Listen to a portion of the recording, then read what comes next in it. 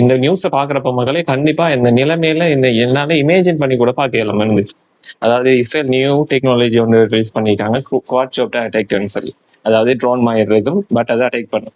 அதை ப்ராக்டிஸ் பண்ற விதமா ரீசெண்டா பலஸ்தீன் இருக்கிற ரெசிடென்ட்ல டெஸ்ட் பண்ணி அங்க பால் குடிச்சிட்டு இருந்த புல்ல தலையில குண்டுபட்டு அவட தேர்மூத்தா இருக்கு. இந்த குவாட் சாப்டர் டெக்னாலஜி எப்படி ஒர்க் ஆகும்னா, உடம்புல இருக்கிற தேர்மல் கண்டிஷன், அதாவது உடம்புல இருக்கிற ஹீட்டை பொறுத்து நம்மளோட ஷேப்பை டிசைன் பண்ணி பெர்ஃபெக்ட் ஷாட் எங்க இருக்கோ அங்கே அட்டாக் பண்ணும். இது வந்துட்டு அவங்க அட்டாக் பண்றதுக்கு முதல்ல அது சின்ன பிள்ளைக்கு தான் அட்டாக் பண்ண போகுதுன்னு 100% தெரிஞ்சுங்க. பிகாஸ் இதை நான் சொல்லலை, US கமிஷனர் சொல்றாரு, அதை கேளுங்க. A breastfeeding baby was shot by a quadcopter through the head, and the baby now suffers a permanent paralysis. Quadcopters, all of you are aware, has thermal imagery.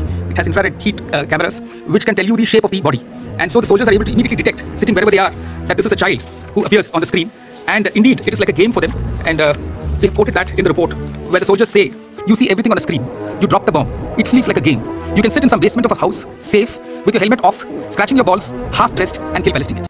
மிருகம்ங்கிறதுக்கு ஒரு படி மேல என்ன இருக்கோ, சைக்கோபாத் அதுக்கு மேல என்ன இருக்கோ, வேம்பயர் என்ன வேணாலும் சொல்லலாம், அதுக்கு ஒரு படி மேல என்ன இருக்கோ அதுதான் இஸ்ரேலி போர்ஸ்.